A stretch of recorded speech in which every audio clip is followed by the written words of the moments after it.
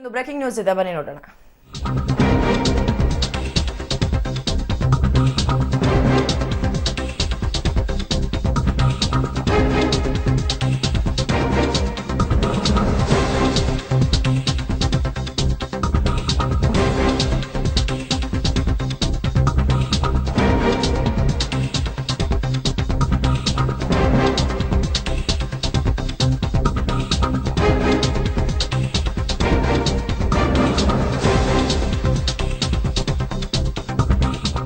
Rally ಶುರುವಾದಂತಹ ಕ್ಷಣದಿಂದಲೂ ಕೂಡ ಅಮಿತ್ ಶಾಗೆ ಪದೇ ಪದೇ ಫೋನ್ ಕಾಲ್ಗಳು ಬರ್ತಲೇ ಇದಾವೆ.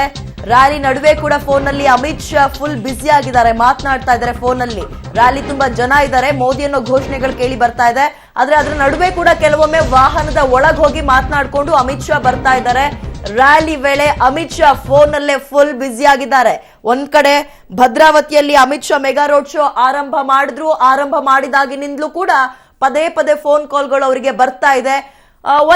ಒಂದಷ್ಟು ವಾಹನದ ಒಳಗೋಗಿ ಮಾತನಾಡ್ಕೊ ಬರುವಂತಹ ಪ್ರಸಂಗ ಕೂಡ ನಡೀತು. ದೃಶ್ಯಾವಳಿಯಲ್ಲಿ ಗಮನಿಸ್ತಾ ಇದ್ರೆ ಇದು ಭದ್ರಾವತಿಯಲ್ಲಿ ರಂಗಪ್ಪ ಸರ್ಕಲ್ ನಿಂದ ಆರಂಭವಾದಂತಹ ರೋಡ್ ಶೋ. ಇದು ಅಂಬೇಡ್ಕರ್ ಸರ್ಕಲ್ ವರೆಗೂ ಈ ರೋಡ್ ಶೋ ಹೋಗುತ್ತೆ. ಆದ್ರೆ ಅದರ ಮಧ್ಯ ಘೋಷಣೆಗಳ ಮಧ್ಯ ಕೂಡ ಈಗ ಅಮಿತ್ ಶಾ ಫುಲ್ ಬ್ಯುಸಿ ಆಗಿದ್ದಾರೆ ಫೋನ್ ನಲ್ಲಿ. ಹೆಚ್ಚಿನ ಡೀಟೇಲ್ಸ್ ನಮ್ಮ ಪ್ರತಿನಿಧಿ ರವೇಶ್ ನೀಡ್ತಾರೆ. ರವೇಶ್, ಈಗಾಗಲೇ ರೋಡ್ ಶೋ ಆರಂಭ ಆಗಿದೆ, ಅಮಿತ್ ಶಾ ಕೂಡ ಬಂದಿದ್ದಾರೆ. ಆದ್ರೆ ಅಮಿತ್ ಶಾ ಫುಲ್ ಬ್ಯುಸಿ ಇದ್ದಂಗೆ ಕಾಣಿಸ್ತಾ ಇದೆ. ಖಂಡಿತವಾಗಿಯೂ ಕೂಡ, ಯಾಕೆಂದ್ರೆ ಸಹಜವಾಗಿ ಒಂದು ರಾಷ್ಟ್ರೀಯ ಅಧ್ಯಕ್ಷರ ರೋಡ್ ಶೋ ಮೇಲೆ ಒಂದು ರೀತಿಯಲ್ಲಿ ಅವರು ಎಲ್ಲವನ್ನು ಕೂಡ ರೋಡ್ ಶೋ ಅಲ್ಲಿ ಕೇಂದ್ರೀಕರಿಸಿರ್ತಾರೆ. ಆದ್ರೆ ಪ್ರಮುಖವಾಗಿರ್ತಕ್ಕಂಥದ್ದು ಈ ಒಂದು ರೋಡ್ ಶೋ ವೇಳೆ ಅಮಿತ್ ಶಾ ಅವರು ಸುಮಾರು 5ಕ್ಕೂ ಹೆಚ್ಚು ಬಾರಿ ಒಂದು ದೂರವಾಣಿ ಮೂಲಕ ಮಾತುಕತೆಯನ್ನು ಕೂಡ ನಡೆಸಿದ್ದಾರೆ. ಅಂದ್ರೆ 2 ಬಾರಿ ಅವರು ರೋಡ್ ಶೋ ನಿಂದ ಆ ಒಂದು ವಾಹನದ ಒಳಗಡೆ ಹೋಗಿ ಕೂತ್ ಮಾತನಾಡಿದ್ರು. ಅಂದ್ರೆ ಅಮಿತ್ ಶಾ ಅವರು ಬ್ಯುಸಿ ಆಗಿರ್ತಕ್ಕಂಥದ್ದು ತಂತ್ರಗಾರಿಕೆಯೋ ಅಥವಾ ಬೇರೆ ರೀತಿಯ ಟೆನ್ಷನ್ ಏನು ಅನ್ನೋದು ಕೂಡ ಗೊತ್ತಾಗಬೇಕಾಗಿದೆ. ಹಾಗಾಗಿ ಸುಮಾರು 5ಕ್ಕೂ ಹೆಚ್ಚು ಬಾರಿ ಅಮಿತ್ ಶಾ ಅವರು ದೂರವಾಣಿ ಕರೆಯನ್ನು ಮಾಡೋದ್ರ ಮೂಲಕ ಒಂದು ರೀತಿಯಲ್ಲಿ ಬ್ಯುಸಿ ಆಗಿದ್ದು ಅಂತಾನೆ ಹೇಳ್ಬೋದಾಗಿದೆ. ರವೀಶ್, ಇದು ಈ ಅಮಿತ್ ಶಾ ಅವರ ಈ ಒಂದು ರೋಡ್ ಶೋ ಪೂರ್ವ ನಿಯೋಜಿತನ ಅಥವಾ ನಿನ್ನೆ ನಡೆದಂತಹ ಮೈತ್ರಿ ಪಕ್ಷ ಒಂದು ಟಫ್ ಫೈಟ್ ಕೊಡ್ತಾ ಇದೆ ಅಂತ ಬಿಜೆಪಿ ಅವರು ಕರೆಸ್ಕೊಂಡಿದ್ದ ಅಂತ ಅಮಿತ್ ಶಾನ?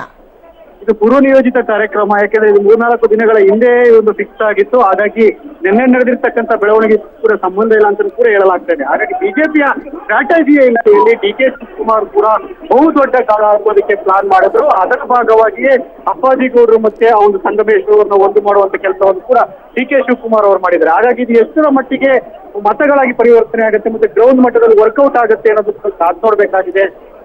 ರವೀಶ್, ಈಗ ಅಮಿತ್ ಶಾ ಅವರ ಈ ಎಂಟ್ರಿ ಬಿಜೆಪಿಗೆ ಮತ್ತಷ್ಟು ಸಹಾಯವಾಗಬಹುದು ಅನ್ಸುತ್ತಾ? ಈ ಒಂದು ರೋಡ್ ಶೋ ಅಮಿತ್ ಶಾ ಅವ್ರನ್ನ ಕರೆಸಿದ್ದು ಸಹಜವಾಗಿಯೇ ಕಾರ್ಯಕರ್ತರಲ್ಲಿ ಉತ್ಸಾಹ ಮತ್ತೆ ತುಂಬೋದಕ್ಕೂ ಕೂಡ ಅನುಕೂಲ ಆಗುತ್ತೆ. ಹಾಗಾಗಿ ಈಗ ನೋಡ್ತಾ ಇರ್ತಕ್ಕಂಥ ಭದ್ರಾವತಿಯಲ್ಲೂ ಕೂಡ ಒಂದ್ ರೀತಿಯಲ್ಲಿ ಅಮಿತ್ ಶಾ ರೋಡ್ ರೆಸ್ಪಾನ್ಸ್ ಕೂಡ ಸಿಕ್ಕಿತ್ತು. ಇನ್ನೇನೋ ಕೆಲವೇ ಕ್ಷಣಗಳಲ್ಲಿ ಅಮಿತ್ ಶಾ ಅವರು ಕೂಡ ಮಾತನಾಡುವಂತ ಸಾಧ್ಯತೆ ಕೂಡ ಇದೆ. ಹಾಗಾಗಿ ಇನ್ನೇನೋ ಕೆಲವೇ ಕ್ಷಣಗಳಲ್ಲಿ ರೋಡ್ ಶೋ ಕೂಡ ಮುಗಿಯುತ್ತೆ. ಓಕೆ, ಥ್ಯಾಂಕ್ ಯು ರವೀಶ್ ತಮ್ಮೆಲ್ಲ ಮಾಹಿತಿಗೆ.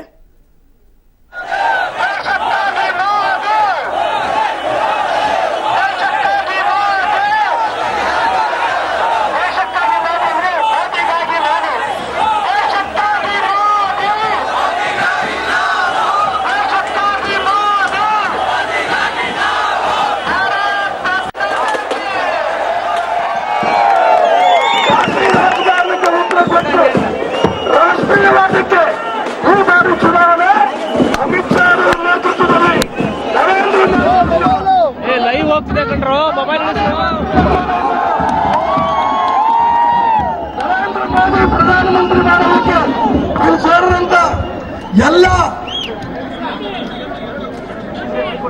ನರೇಂದ್ರ ಮೋದಿ ಅವರು ಪ್ರಧಾನಮಂತ್ರಿ ಮಾಡೋದಕ್ಕೆ ಇಲ್ಲಿ ಸೇರಿದಂತ ಎಲ್ಲ ಬಂಧುಗಳು ಕೂಡ ನಾನೇ ರಾಘವೇಂದ್ರ ಅಂತ ಅನ್ಕೊಂಡು ಭಾರತೀಯ ಜನತಾ ಪಾರ್ಟಿಯ ಕಾರ್ಯಕರ್ತರಾಗಿ ನಮ್ಮ ಬೂತ್ನಲ್ಲಿ 10, 20, 50 ಜಾಸ್ತಿ ಓಟ್ ಹಾಕಿಸಿ ರಾಘವೇಂದ್ರ ಅವ್ರನ್ನ MP ಮಾಡೋಣ, ನರೇಂದ್ರ ಮೋದಿ ಪ್ರಧಾನಮಂತ್ರಿ ಮಾಡೋಣ.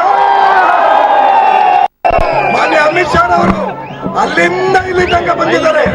ಅವ್ರು ನೋಡಿ ನಿಮ್ಮ ಉತ್ಸಾಹ, ನಿಮ್ಮ ಮೆರವಣಿಗೆ ನೋಡಿ ತುಂಬಾ ಸಂತೋಷ ಪಟ್ಟಿದ್ದಾರೆ. ಕಳೆದ ವಿಧಾನಸಭಾ ಚುನಾವಣೆಯಲ್ಲಿ 8 ವಿಧಾನಸಭಾ ಕ್ಷೇತ್ರದಲ್ಲಿ 7 ಬಿಜೆಪಿ ಗೆದ್ದಿದ್ವಿ, ಭದ್ರಾವತಿಯಿಂದ ಸೋತಿದ್ವಿ. ಈಗ ಭದ್ರಾವತಿಯನ್ನು ಗೆಲ್ತೇವೆ. ಈ ಚುನಾವಣೆ ಇಲ್ಲಿ ಸೇರಿದಂತ ಎಲ್ಲರ ಯುವಕರನ್ನ, ಹಿರಿಯರನ್ನ, ತಾಯಂದಿರ ನೋಡಿದ್ರಿ. ಕಾಂಗ್ರೆಸ್, JDS, ಕನ್ಫರ್ಮ್ ಆಗಿದೆ. ಇನ್ನೆರಡು ದಿನ ನಮ್ಮ ಬೂತಿಗೆ ಹೋಗೋಣ. ನಮ್ಮ ರಾಘವೇಂದ್ರರವರು ಒಂದು ನಿಮಗೆ ಮನವಿ ಮಾಡ್ತಾರೆ.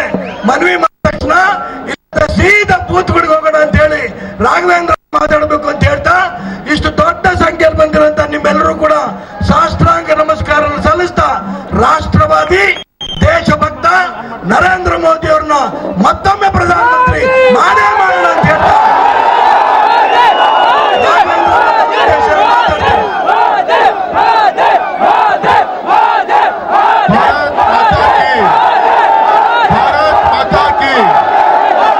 ಈಗಾಗಲೇ ಇಡೀ ಪ್ರಪಂಚದಲ್ಲಿ ಏಕೈಕ ದೊಡ್ಡ ಪಕ್ಷವನ್ನು ಕಟ್ಟಂತ ಧೀಮಂತ ನಾಯಕರಾದಂತ ಸನ್ಮಾನ್ಯುತ ಅಮಿತ್ ಶಾ ಜಿ ಅವರಿಗೆ ನಾನು ಕೃತಜ್ಞತೆಯನ್ನು ಸಲ್ಲಿಸ್ತಾ ಈಗಾಗಲೇ ಗೌರವಂತ ಈಶ್ವರಪ್ಪನವರೇ, ಗೌರವಂತ ಶಂಕರ್ ಮೂರ್ತಿಗಳೇ, ವಿಶೇಷವಾಗಿ ಬೆಳಗ್ಗೆ 10 ಗಂಟೆಯಿಂದ ಸುಮಾರು ಸಾವಿರಾರು ಸಂಖ್ಯೆಯಲ್ಲಿ ದೊಡ್ಡ ಸಂಖ್ಯೆಯಲ್ಲಿ ವಿಜಯ ಯಾತ್ರೆಗೆ ಶಕ್ತಿಯನ್ನು ತುಂಬಿದಂತ ಎಲ್ಲ ನನ್ನ ಆತ್ಮೀಯ ಪಕ್ಷದ ಕಾರ್ಯಕರ್ತ ಬಂಧುಗಳಿಗೆ, ಮತದಾರ ಬಂಧುಗಳಿಗೆ ಹೃತ್ಪೂರ್ವಕವಾಗಿ ನಿಮಗೆಲ್ಲರೂ ಕೂಡ ಅಭಿನಂದನೆಯನ್ನು ಮೊದಲನೆಯಾಗಿ ಸಲ್ಲಿಸ್ತಾ ಇದ್ದಾರೆ. ಬಂಧುಗಳೇ, ಈಗಾಗಲೇ ನಿಮ್ಮೆಲ್ಲರ ಆಶ್ರಮದಿಂದ ನಾಮಪತ್ರನ ಸಲ್ಲಿಸಿ ಇವತ್ತು ಗೌರವಿತ ರಾಷ್ಟ್ರೀಯ ಅಧ್ಯಕ್ಷರು ಅಮಿತ್ ಶಾ ಜಿ ಅವರು ಮೊನ್ನೆ ನಡೆದಂತ ಉಪಚುನಾವಣೆಯಲ್ಲಿ ಈ ಕ್ಷೇತ್ರವನ್ನ ಉಳಿಸಿಕೊಂಡಂತ ನಮ್ಮ ಕಾರ್ಯಕರ್ತ ಬಂಧುಗಳಿಗೆ ಕೃತಜ್ಞತೆಯನ್ನು ಹೇಳಕ್ಕೋಸ್ಕರ ಇವತ್ತು ದಯಮಾಡಿಸಿದ್ದಾರೆ. ದಯಮಾಡಿ ಬಂಧುಗಳ ಈ ಸಂದರ್ಭದಲ್ಲಿ ನಾನು ಇಷ್ಟೇ ಹೇಳೋದು, ಇವತ್ತು ನಿಮ್ಮೆಲ್ಲರ ಪ್ರೀತಿ ವಿಶ್ವಾಸಕ್ಕೆ ನನ್ನ ಜೀವನ ಪೂರ್ತಿ